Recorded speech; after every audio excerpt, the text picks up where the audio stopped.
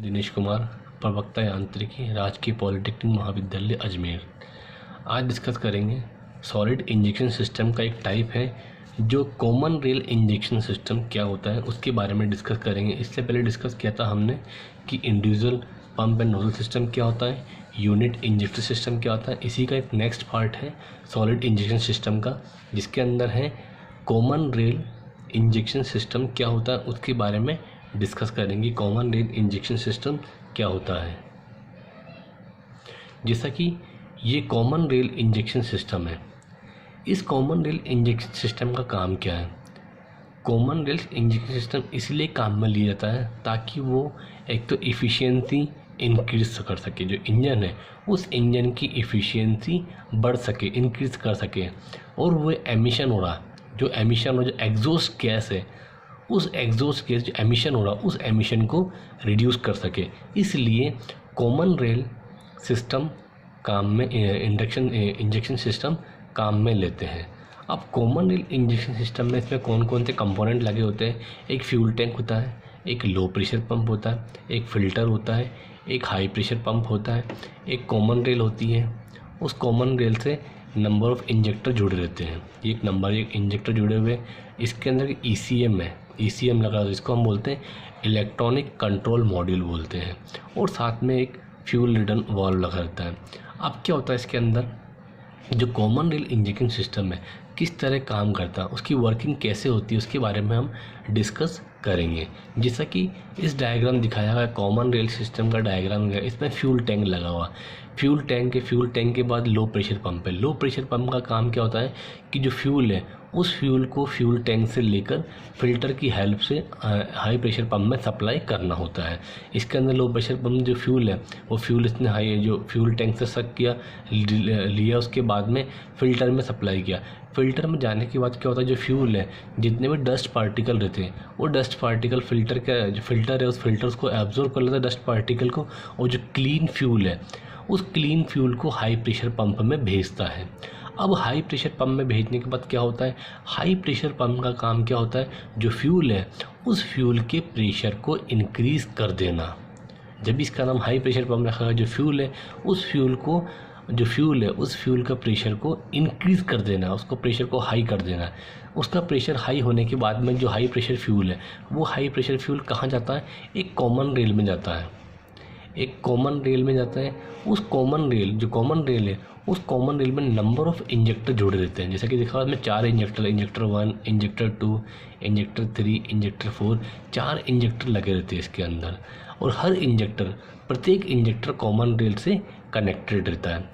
अब जो भी हाई प्रेशर फ्यूल है वो हाई प्रेशर फ्यूल किस में गया, कॉमन रेल के अंदर, और कॉमन रेल से वो हाई प्रेशर फ्यूल कहाँ जाएगा, इंजेक्टर के अंदर जाएगा। 1, 2, 3, 4 इन इंजेक्टर में जाएगा, और इंजेक्टर में जाने के बाद में क्या आ जाएगा, वो हाई प्रेशर फ्यूल इंजेक्टर में गए। इंजेक्टर में जाने के बाद में वो सिलेंडर के अंदर इंजेक्ट हो जाता है। सिलेंडर के अंदर एक छोटे छोटे पार्टिकल की फॉर्म में, स्प्रे की फॉर्म के अंदर वो इंजेक्ट देता है फ्यूल को। अब जो नंबर ऑफ़ इंजेक्टर लगे हुए, इंजेक्टर 1, इंजेक्टर 2, 3, 4, जो नंबर ऑफ़ इंजेक्टर लगे हुए उस प्रत्येक इंजेक्टर ECM से कनेक्ट रहते हैं। ये ECM है, ECM से कनेक्ट रहते हैं, और इसी ECM से हाई प्रेशर पंप भी कनेक्ट रहता है। जो ECM है उस ECM से नंबर ऑफ़ इंजेक्टर कनेक्टेड है, और उस इंजेक्टर से हाई प्रेशर पंप भी कनेक्ट होता है। अब ECM का काम क्या होता है, सबसे पहला काम ECM का काम क्या होता है कि जो प्रत्येक इंजेक्टर 1, 2, 3 जो ECM से कनेक्ट है वो ECM, इसको हम इलेक्ट्रॉनिक कंट्रोल मॉड्यूल भी बोलते हैं, जो कि इलेक्ट्रॉनिक कंट्रोल मॉड्यूल इंजेक्टर से कनेक्ट रहती है। यह ECM जो हाई प्रेशर ये जो ECM है वो हाई प्रेशर पंप से भी जुड़ा होता है। अब जो ECM इसका वर्क क्या होता है, एक तो इंजेक्टर को ऑपरेट करता है। सबसे पहला काम का जो ECM है वो जो इलेक्ट्रॉनिक कंट्रोल मॉड्यूल है, वो इलेक्ट्रॉनिक कंट्रोल मॉड्यूल हर एक इंजेक्टर से जुड़ा होता है, जो कि हर एक इंजेक्टर को कंट्रोल करता है। कंट्रोल करने का मतलब क्या होता है कि ये डिसाइड करता है कि ECM कि कौन से नंबर के सिलेंडर में या कौन से नंबर के इंजेक्टर के अंदर फ्यूल सप्लाई करेगा सिलेंडर के अंदर। एक तो ये काम करता है कि कौन सा नंबर का सिलेंडर है जो इंजेक्टर लगा हुआ है वो इंजेक्टर उस सिलेंडर को फ्यूल सप्लाई करेगा कि 1 नंबर में करेगा, 2 नंबर में करेगा, 3 में, 4 में, अकॉर्डिंग टू ऑर्डर जो इसका फायरिंग ऑर्डर है। उस फायरिंग ऑर्डर के अकॉर्डिंग क्या करेगा ये कि कौन से नंबर के जो सिलेंडर है उसके अंदर फ्यूल को इंजेक्ट करना। एक तो ये काम करता है। दूसरा क्या काम करता है, जो इलेक्ट्रॉनिक कंट्रोल मॉड्यूल है उसका काम किया जो हाई प्रेशर पंप से कनेक्टेड है। ये हाई प्रेशर पंप को भी कंट्रोल करता है कि हाई प्रेशर फ्लूइड को कब कॉमन रेल के अंदर सप्लाई करना है। तो इसका 2 काम हो गया, एक तो इंजेक्टर को कंट्रोल करना है कौन से नंबर के सिलेंडर के अंदर फ्यूल को इंजेक्ट करना, साथ में इसका काम क्या होता है हाई प्रेशर पंप को भी कंट्रोल करता है कि कितना फ्यूल है उस फ्यूल को कॉमन रेल के अंदर, हाई प्रेशर फ्यूल को कॉमन रेल के अंदर सप्लाई करे तो उसको कंट्रोल करता है। तो इस तरह जो कॉमन रेल सिस्टम में काम करता है। जैसा ही कॉमन रेल सिस्टम में अब जो बचा हुआ फ्यूल है, कुछ फ्यूल थे जो फ्यूल है वो फ्यूल कहाँ चल गया, इंजेक्टर में चल गया। जो बचा हुआ फ्यूल है वो कॉमन रेल के अंदर जो रिटर्न फ्यूल है वापस से रिटर्न वाल्व होता है, रिटर्न फ्यूल कहाँ चल जाएगा, वापस से फ्यूल टैंक में चल जाएगा। इस तरह ये प्रोसेस, ये प्रक्रिया चलती रहेगी। तो इस तरह कॉमन रेल इंजेक्शन सिस्टम काम करता है।